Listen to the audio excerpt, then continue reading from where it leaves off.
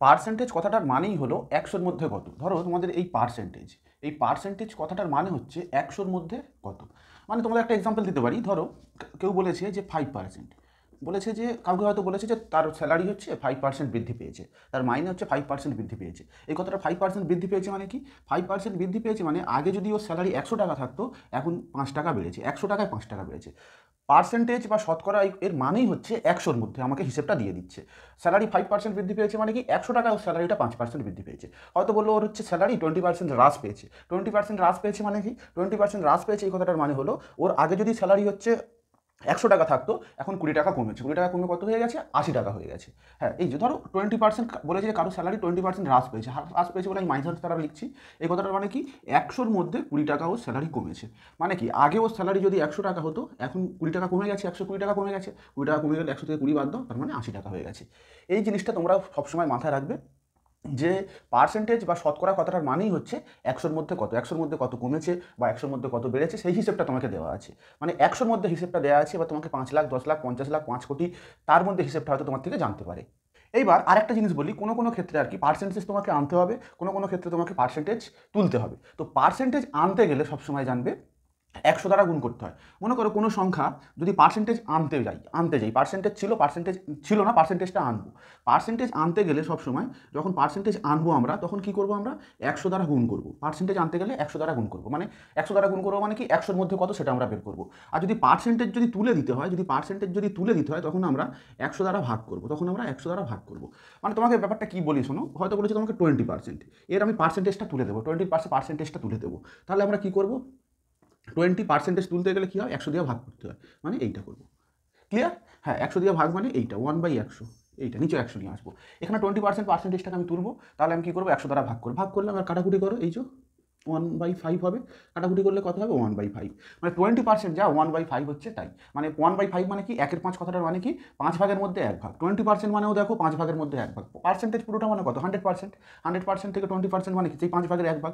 আর এখানে 1/5 মানে দেখো সেই 5 ভাগের মধ্যে 1 ভাগ। আবার মনে করো 5%, 5% আছে, পার্সেন্টেজটাকে তুলবো। তো 5% তুলতে গেলে কী হবে? আমরা সবসময় 100 দ্বারা ভাগ করবো বা নিচে 100 বসাবো। ব্যাস, কাটাকুটি করো, 5 20 মানে 1/20 হয়ে গেল। এবার সিমিলার ওয়েতে আমরা যদি পার্সেন্টেজ যদি আনতে চাই, মনে করো তোমাকে বলেছে 1/5, এটাকে বলেছে তুমি 1/5 সমান কত পার্সেন্ট বের করো, মানে পার্সেন্টেজটা নিয়ে আসবো। তো পার্সেন্টেজ আনতে গেলে এক্ষুনি তোমাদের কী বললাম? 100 দ্বারা গুণ করতে হয়। তো একে 100 দ্বারা গুণ করে দাও, গুণ করলে কাটাকুটি করলে কত হবে? 5 20 মানে কত? 20%। পার্সেন্টেজ আনতে গেলে আমরা সবসময় 100 দ্বারা গুণ করবো, আর পার্সেন্টেজ তুলতে গেলে সবসময় আমরা 100 দ্বারা ভাগ করবো। এই জিনিসটা একটু তোমরা মাথায় রাখবে। এইবার পার্সেন্টেজের অঙ্কগুলো চটপট করার জন্য আমরা একটা জিনিস একটু শিখবো। সেটা কি? দেখো, কোনো জিনিস এক অংশ মানে পুরো জিনিসটা, এই এককে আমরা পার্সেন্টেজে এক্সপ্রেস করবো। মানে এই পুরো মনে করো একটা স্ট্রেট লাইন, এই পুরো লাইনটা মানে কি? পুরোটা মানে এক অংশ। একে আমরা যদি পার্সেন্টেজ আনি, এক অংশ মানে এক মানে কত পার্সেন্ট? তো এক মানে পার্সেন্টেজ আনতে গেলে কি হয়? 100 দ্বারা গুণ করতে হবে। 100 দ্বারা গুণ করলাম, করতেই আমার পার্সেন্টেজ চলে এলো। মানে 1 আর 100 গুণ করলে কত? এই যে 100%। মানে কোনো জিনিসের এক অংশ মানে 100%। আবার দেখো 1/2, এককে অর্ধেক করি, হ্যাঁ 1/2। ব্যাস, এইটাকে আমি যদি পার্সেন্টেজ আনতে গেলে কী করবো? আমরা 100 দ্বারা গুণ করবো। ব্যাস, 100 দ্বারা গুণ করে দাও, যদি আমার পার্সেন্টেজ চলে এলো। এলে দেখো কাটাকুটি করো, 50 দুগুণে 100, মানে অর্ধেক মানে এই লাইনটার অর্ধেক মানে কত হয়ে গেল? 50% হয়ে গেল। ঠিক সিমিলার হয়েছে দেখো 1/3, এখানে আমি পার্সেন্টেজ আনবো, 1/3 সমান কত পার্সেন্ট? তো পার্সেন্টেজ করতে গেলে কী করবো? আমরা 100 দ্বারা গুণ করবো। ব্যাস, 100 দ্বারা গুণ করে দিলেই পার্সেন্টেজ চলে এলো। এবার দেখো এটাকে তো ভাগ করা যাবে না, এখানে কত যাবে দেখো? 3 3 9, 33, হ্যাঁ 3 পূর্ণ 1/3%। 1/3 মানে কত হয়ে গেল? 1/3 মানে হয়ে গেল তোমার 33 পূর্ণ 1/3%। আমি লাইনটা একটু মুছে দিচ্ছি, দেখো 33 পূর্ণ 1/3%। আচ্ছা, এইটাকে আমি যদি দশমিকে দিয়ে দিই, মানে দশমিকে এক্সপ্রেস করি, দেখো মানে কী হবে? 33 পয়েন্ট, এই 1/3টাকে দশমিকে প্রকাশ করো। দশমিকে প্রকাশ করলে কী হবে? দেখো 1/3, তুমি 1/3 এটাকে যদি দশমিকে নিয়ে যাও, তাহলে 1/3 হবে। তো দশমিক খাই একটা শূন্য থাকবে, 3 3 9, আবার খাবে 3, একটা শূন্য নিয়ে, সরি এটা 1 হবে, 3 বসাচ্ছি, বিয়োগ করলে 1 পাচ্ছি। দশমিকের জন্য একটা শূন্য নিয়ে এলাম, 3 3 9, এরকম ডট করে চলতেই থাকবে, এটা কোনো দিন মিলবে না। তো আমরা 2 ঘর পর্যন্ত নেবো 33.33%। মানে 33 পূর্ণ 1/3% যা 33.33% তাই। তার মানে আমরা কী পাচ্ছি দেখো? 1/3 সমান, তার মানে আমরা পাচ্ছি 1/3 সমান 33.33% বা 33 পূর্ণ 1/3%, দুটোই আমরা পেতে পারি। পরীক্ষার খাতায় এইটাও দিয়ে দিতে পারে, এটাও দিয়ে দিতে পারে, তোমাকে একটু মনে রাখতে হবে। এইরকমভাবে আর কি। দেখো এরপর আমরা 1/4, 1/5, 1/6 এরকমভাবে আমরা যাবো। ধরো 1/4, এরপরে যদি 1/4 কথা বলে, 1/4 মানে কি? এই যে পার্সেন্টেজ আনতে গেলে কী করবো? আমরা 100 দ্বারা গুণ করবো, ব্যাস পার্সেন্টেজ চলে এলো। তো এটা কথা হবে দেখো 4 25 মানে 25%। ক্লিয়ার? ঠিক সিমিলারলি দেখো 1/5 সমান যদি আমরা আনি, 1/5, এই যে 100 দ্বারা গুণ করবো, 5 20 100 দেখো 20%। এইবার আমরা এইরকম করে করবো। আচ্ছা 1/6 দেখাবো। আচ্ছা দেখো 1/6 সমান সমান দেখো 1/6 ইন্টু পার্সেন্টেজ আনতে গেলে আমরা 100 দ্বারা গুণ করবো, ব্যাস পার্সেন্টেজ আনলাম 100 দ্বারা গুণ করলাম। দেখো গুণ করলে কত হবে, এখানে 3 থাকবে আর এটা 50 থাকবে। 3 একে 3, 3 6 18, এইটা 16.23%। 1/6 মানে 16.23%, মানে 16.23-এর পরিবর্তে আমি 1/6 লিখতে পারি, ভগ্নাংশে পার্সেন্টেজটা তুলে দিলে আবার এটাও লিখতে পারি। এবার দেখো 16.23%টাকে এটাকে আমরা দশমিকে প্রকাশ করতে পারি। তো দেখো 16 মানে 16 পয়েন্ট সামথিং হবে, 16.2/3 মানে কত হবে, 2/3 মানে কত, 3 6 18, 3 6 18, 16.66%। এইটা এবার এরকম dot dot dot dot dot dot করে আমাদের কিন্তু 1/15 পর্যন্ত মনে রাখতে হবে। 1/15 পর্যন্ত আমরা মনে রাখবো। আমরা 1/15 পর্যন্ত যদি মনে রাখি, আমরা সমস্ত অঙ্ক আর কি কয়েক সেকেন্ডে করে ফেলতে পারবো। সমস্ত অঙ্ক, সিজিএল বলো, এমটিএস বলো, আমাদের ওয়েস্ট বেঙ্গল গভর্নমেন্টের যে কোনো অঙ্ক, ওয়েস্ট বেঙ্গল গভর্নমেন্টের এইরকম ফ্র্যাকশনে খুব কমই অঙ্ক দেয়। তুমি CGL, MTS, CHSL, SSC, GD এই সমস্ত যদি খোঁজো তখন দেখবে ফ্র্যাকশনে কিছু দিয়ে দিয়েছে। এইবার তুমি ফ্র্যাকশনের অঙ্কগুলো যদি করতে চাও তো এমনি নর্মাল প্রসেসে তো তুমি করতে পারবে না। তোমাকে হয়তো 16.66% দিয়ে দিয়েছে, তোমাকে কিছু একটা অঙ্ক করতে বলেছে, তুমি যদি পার্সেন্টেজ তুলে এরকম সেই ছোটোদের মতো করতে যাও তুমি করতে পারবে না। তো তোমরা একটু মানগুলো মনে রাখবে, 1, 1, 2, 1, 3, 1, 4, 1, 5, 1, 6 করে একটু তোমরা মনে রাখবে। এই চারটে একটু মনে রাখবে। দেখো এই চারটা তোমাকে তো আমি 1/6 পর্যন্ত করিয়েছি। তারপর দেখো 1/7 পর্যন্ত, 1/7 মানে কত, 14.27%। একে দশমিকে নিয়ে গেলে কত হবে, 14.28%। 1/8 সমান 12.5% বা 12.12%। 1/9 মানে কত, 11.19% বা 11.11%। 10% মানে বুঝতে পারছো, 1/10% মানে জানবে 10%। তারপরে 1/11% মানে কত, 9.11% বা 9.09%। তারপরে 1/12% মানে 8.13% বা 8.33%। 1/13% মানে 7.913% বা 7.69%। 1/14 মানে কত, 7.17% বা 1.17%, 7.14%। আচ্ছা তারপরে 1/15 মানে কত, 6.23% বা 6.66%। জাস্ট এই করে একটু মনে রাখবে, রাখলে তোমার অঙ্কগুলো কয়েক সেকেন্ডে হয়ে যাবে। আচ্ছা তুমি যেটা বলছো যদি এই ভগ্নাংশ দিয়ে দেয়, এই যদি এইটা দিয়ে দেয় আমি এখানে কীভাবে আসবো, হ্যাঁ তুমি অবশ্যই তোমাদের আমি একটা দেখাবো, ভালো প্রশ্ন করেছো, ওটা কীভাবে দেখাবো। আচ্ছা এইটা সবাই একটু মুখস্থ করে রাখবে, বুঝলে। 1/, এরমভাবে এই চারটা একটু তেমন কিছু না, তোমরা দেখবে তোমরা এমনি দেখো 1/5, 1/6 পর্যন্ত তোমাদের এমনি মনে থাকবে, মাঝখানে 10% ওইটা তোমাকে মনে রাখতেই হবে না। তো এমনি তোমার মোটামুটি 10টার মতো তোমাকে 4-5টা মনে রাখলেই হয়ে যাবে। তো একটু রাখলে তোমার ওয়েস্ট বেঙ্গল গভর্নমেন্টের কোনো পরীক্ষা আটকাবে না, কিন্তু সিজিএল বা ওই অঙ্ক করতে গেলে তখন ওরা ফ্র্যাকশনে দিয়ে দেয়। আচ্ছা এবার তুমি বলছো যে আমরা পিছনে আসবো। আচ্ছা অবশ্যই পিছনে আসবো। দেখো অবশ্যই আমরা পিছনে আসবো। দেখো আমাকে যদি পার্সেন্টেজ দিয়ে দেয়, বলেছে যে মনে করো তোমাকে বলেছে 33.1 দিয়ে দিয়েছে, 33.1 দিয়ে দিয়েছে, আমাকে এখান থেকে পার্সেন্টেজটা তুলবো। তো তুললে কী হবে, দেখো 33 এটাকে যদি ভাঙে, দেখো 33 আর 3 গুণ করবো, 1 যোগ করবো, 33 আর 3 গুণ করলে কত, 99, 99-এর সঙ্গে যোগ করলে কত, 100/3%, তাই তো, এইটা তো। এইবার দেখো পার্সেন্টেজ তুলতে গেলে তোমাদের কী বলেছিলাম, পার্সেন্টেজ তুলতে গেলে 100 দ্বারা ভাগ করতে হয়, তাহলে আমি পার্সেন্টেজ তুলবো মানে কত, 100 দ্বারা ভাগ করে দেবো, মানে নিচে একটা 100 আনবো। দেখো এই 100 কেটে গেল, মানে দেখো 1/3। দেখো এখান থেকে আমি আবার এখানে আসতে পারছি। বা তোমাকে যদি দশমিকটা দিয়ে দাও, দেখো 33.33%, তখন কী করবো আমরা, 33.33% মানে আমরা এইটা জানি, এখান থেকে আমরা এখানে আসবো। ক্লিয়ার? বা এখানে সেই একই, দেখো 50% দিয়ে দিয়েছে, মনে করো 50% দিয়ে দিয়েছে, তো 50%টাকে ভাঙবো, 50% তুলতে গেলে নিচে কত আসবে, 100 আসবে, কাটাকুটি করো, 50 2 × 100, ব্যাস 1/2, সেই একই ব্যাপার। আমরা এখান থেকে এখানে যেতে পারি বা এখান থেকে এখানে আসতে পারি। তোমরা জাস্ট তোমাদের যে চারটা আমি দিলাম, এই চারটা জাস্ট তোমরা একটু মুখস্থ রাখবে, 1/15 পর্যন্ত তোমার কোনো অঙ্ক আটকাবে না। সিজিএল বলো, যে লেভেলে তুমি অঙ্ক করো না কেন, কোনো অঙ্ক আটকাবে না। এবার এসো আমরা অঙ্কে চলে যাই। প্রথম অঙ্কটা বলেছে 12% বৃদ্ধির ফলে একটি সংখ্যার বৃদ্ধি হয় 60, প্রকৃত সংখ্যাটি কত। একদম সহজ অঙ্ক, দেখো কতটা আমরা সহজে করতে পারি। আমি তোমাকে দুরকম মেথডে দেখাচ্ছি। প্রথমবারে দেখো বলেছে সংখ্যাটা যদি 12% বাড়ানো হয়, যদি 12% বাড়ানো হয়, তাহলে হচ্ছে সংখ্যাটা 60 বৃদ্ধি পায়। যদি সংখ্যাটার 12% আমরা বাড়াই, তাহলে সংখ্যাটা কত বাড়ে, 60 বাড়ে। তার মানে 12%টা যা, 12% সমান আমি তো 60 বলতে পারি। দেখো বলেছে 12%, পার্সেন্টেজে 12 বাড়ার ফলে সংখ্যাটা বাড়ছে 60, মানে যেটা আমি পার্সেন্টেজে 12 বাড়ালাম সেটা প্রকৃত সংখ্যাটা বাড়লো 60, তার মানে যেটা 12% সেটা সমান আমি 60 বলতে পারি। আচ্ছা তাহলে 1% সমান কত, 60/12। আর তোমার থেকে কী জানতে চাইছে, প্রকৃত সংখ্যাটা। তোমরা একটা জিনিস জানবে সবসময়, প্রকৃত সংখ্যা বা অরিজিনাল সংখ্যাটা সবসময় কত হবে, 100% হবে। পার্সেন্টেজের ক্ষেত্রে 100% হয়, আর যদি ফ্র্যাকশানে থাকে বা ভগ্নাংশে থাকে তখন সে প্রকৃত, মনে করি প্রকৃত সংখ্যাটি 1 ধরে নিই আর কি। যেহেতু এখানে পার্সেন্টেজের আমাদের কথা হচ্ছে, সবসময় জানবে অরিজিনাল যে জিনিসটা সেটা সবসময় কী হবে, তোমার 100% হবে। ক্লিয়ার? তো 12% সমান 60, 1% সমান মানে কত, 60/12। তাহলে এখান থেকে আমি কী বের করে দেবো, 100%।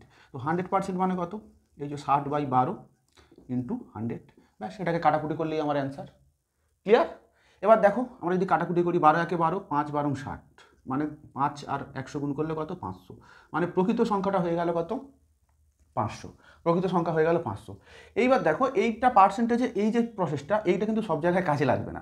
যদি এই পার্সেন্টেজটা তোমাকে 33 মানে ধরো সাপোজ 12.5% দিয়ে দিয়েছে, তো দশমিকে দিয়ে দিলে ক্যালকুলেশন তোমার তখন অনেক কঠিন হবে। তো এর আরেকটা প্রসেস আছে যেটা হচ্ছে ফ্র্যাকশনাল মেথড। এটাও তোমরা জেনে রাখো, যখন খুব ডিফিকাল্ট তোমার পার্সেন্টেজগুলো দেবে তখন আমরা ফ্র্যাকশনাল মেথডে করবো। দেখো 12% মানে আমরা কী লিখতে পারি?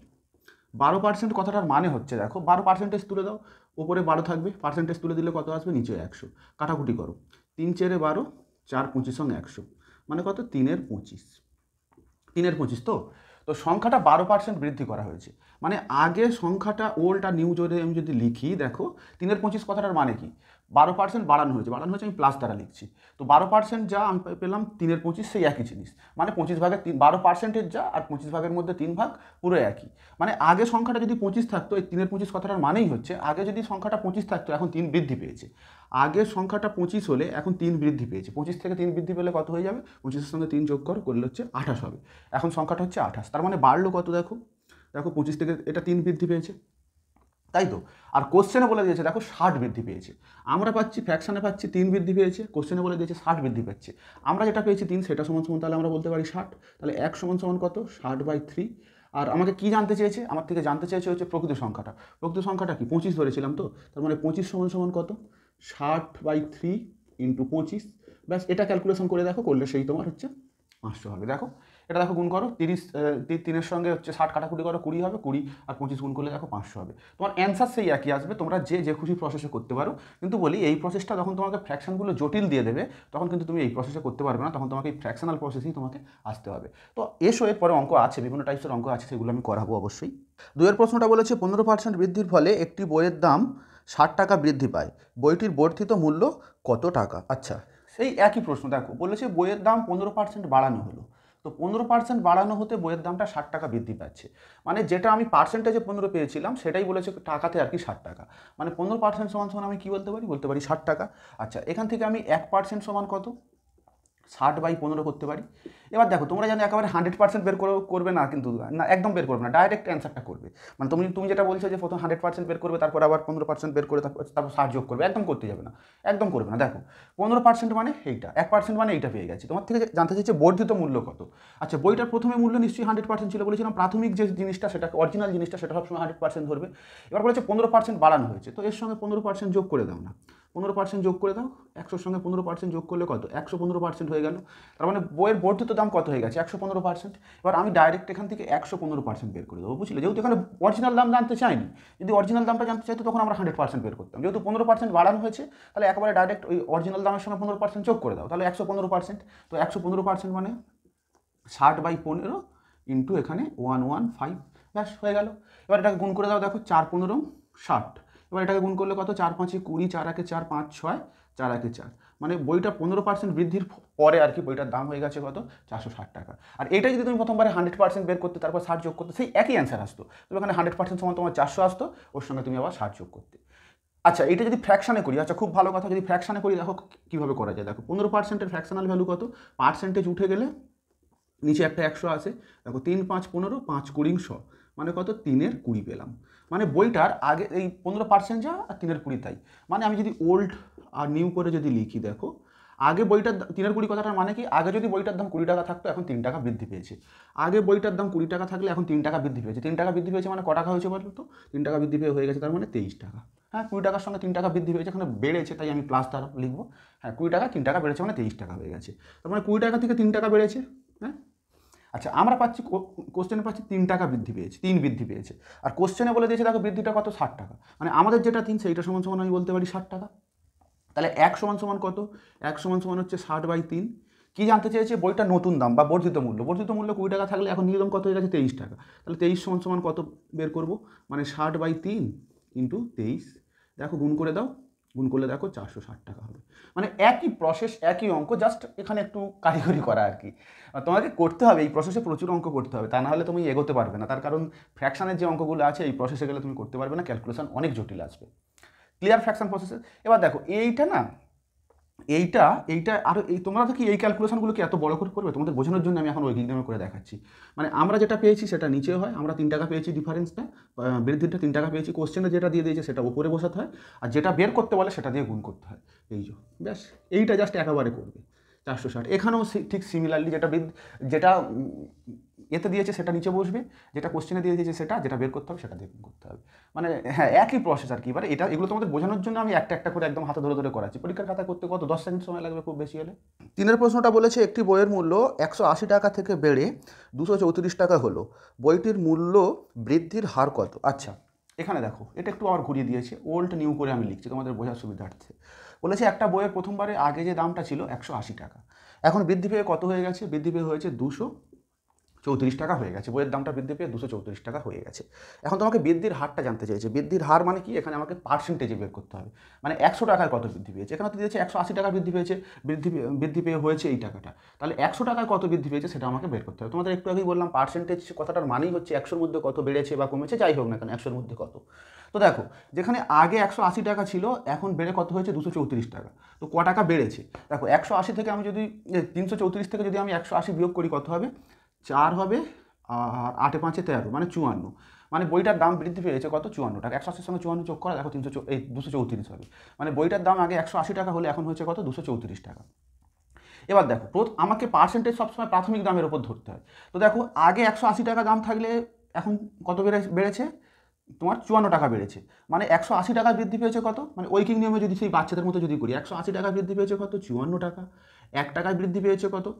54/180।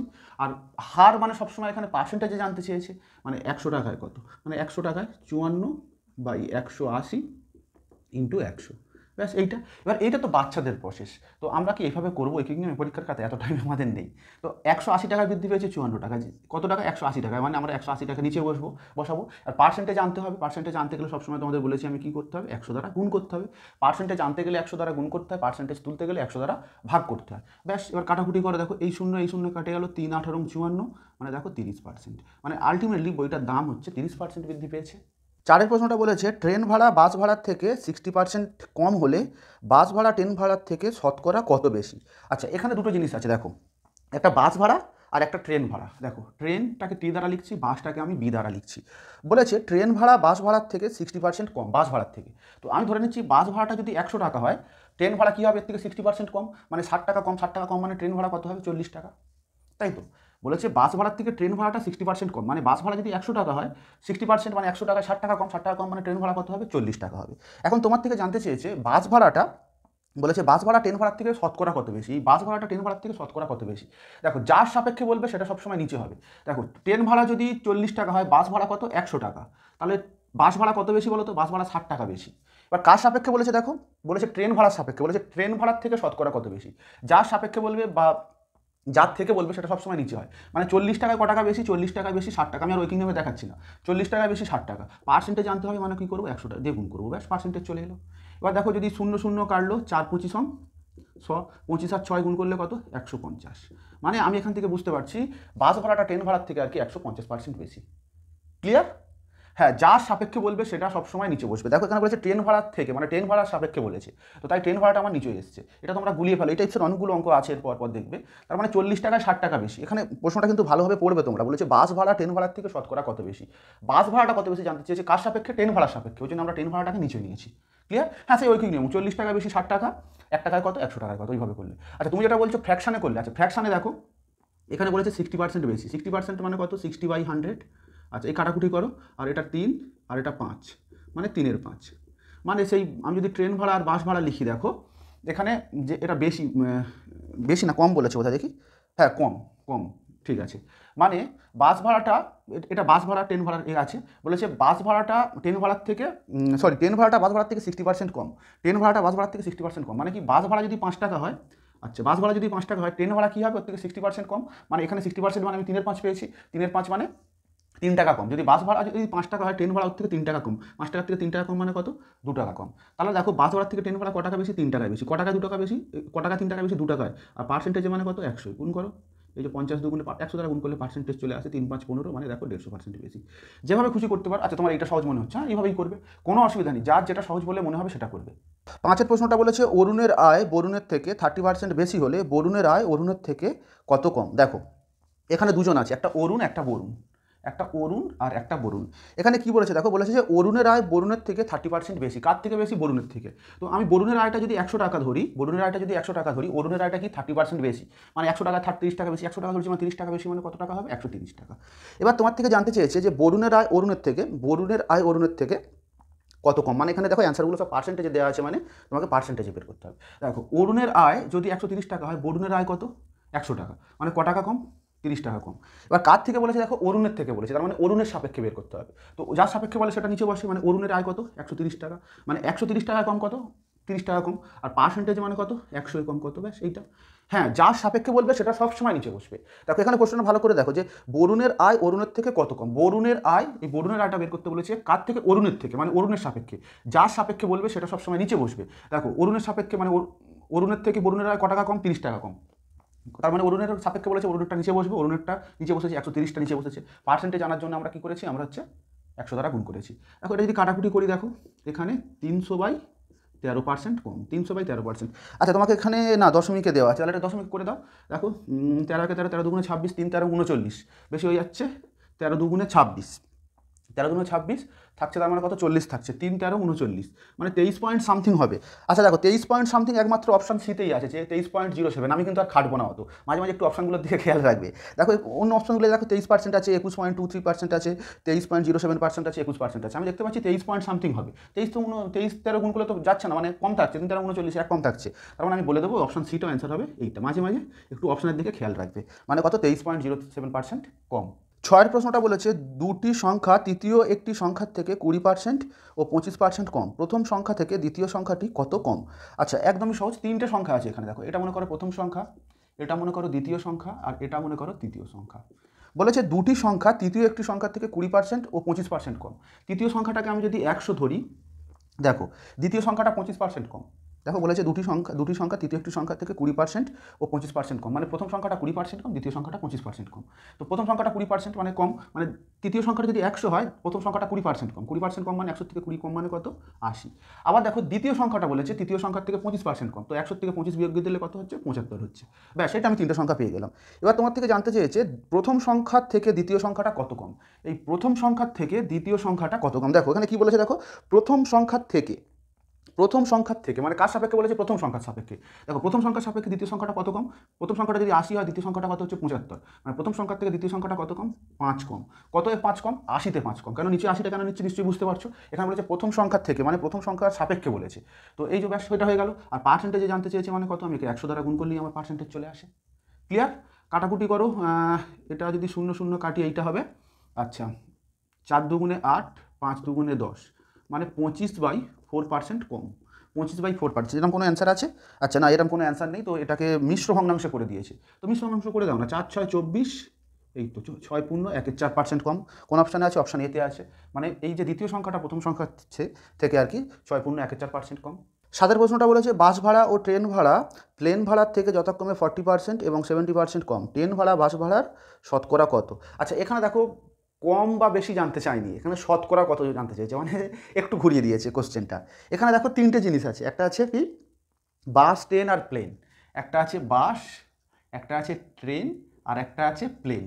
এবার প্রথমবারে কি বলেছে দেখো, বাস ভাড়া ও ট্রেন ভাড়া প্লেন ভাড়ার থেকে। আমি তাহলে প্লেন ভাড়াটাকে 180 ধরে নিই, 100 ধরে নিই, 180 বলছি, হ্যাঁ 100 ধরে নিই। তাহলে দেখো এখানে কি বলেছে, বাস ভাড়া 40% কম, ট্রেন ভাড়া 70% কম। তো বাস ভাড়া 40% কম, প্লেন ভাড়া যদি 100 টাকা হয়, এর থেকে 40% বিয়োগ দাও, 40 বিয়োগ দাও, মানে বাস ভাড়া হচ্ছে তোমার 60 টাকা। আবার দেখো প্লেন ভাড়া বলে দিয়েছে যে এই প্লেন ভাড়ার থেকে ট্রেন ভাড়াটা আবার বলে দিয়েছে দেখো 70% কম। 100 থেকে 70 বাদ গেলে কত? 30। ক্লিয়ার? ক্লিয়ার তো? আমি বিয়োগ দিয়ে লিখবো। বাস ভাড়াটা বলেছে 40% কম, তাহলে 100 থেকে 40 কম মানে কত? 60 বাস ভাড়াটা। আচ্ছা ট্রেন ভাড়া বলেছে 70% কম, 100 থেকে 70 কম মানে কত? 30। ক্লিয়ার তো সবার? ওকে। এবার তোমার থেকে জানতে চাইছে ট্রেন ভাড়া বাস ভাড়ার কত শতাংশ। এই ট্রেন ভাড়াটা বাস ভাড়ার কত শতাংশ, এইটা তোমার থেকে জানতে চেয়েছে। এখানে কিন্তু কোনো কম বা বেশি এটা কিন্তু জানতে চায়নি, ঠিক আছে। মানে দেখো বাস ভাড়া যদি 60 টাকা হয়, কার সাপেক্ষে জানতে চেয়েছে দেখো, বাস ভাড়ার শতকরা কত, বাস ভাড়ার মানে বাস ভাড়ার সাপেক্ষে জানতে চেয়েছে। বলেছি যা সাপেক্ষে জানতে চায় সেটা সবসময় নিচে বসে, মানে এই 60টা নিচে বসবে। আর ট্রেন ভাড়াটা কত, 30 টাকা। মানে বাস ভাড়া যেখানে 60 টাকা হলে ট্রেন ভাড়া হয় 30 টাকা, তাহলে বাস ভাড়া যদি 100 টাকা হয় ট্রেন ভাড়া কত হবে, এইটা তোমার থেকে জানতে চেয়েছে। হ্যাঁ, এটাই তোমার থেকে জানতে চেয়েছে। এটা যেন বিয়োগ টিয়োগ করে করতে চেয়েও না।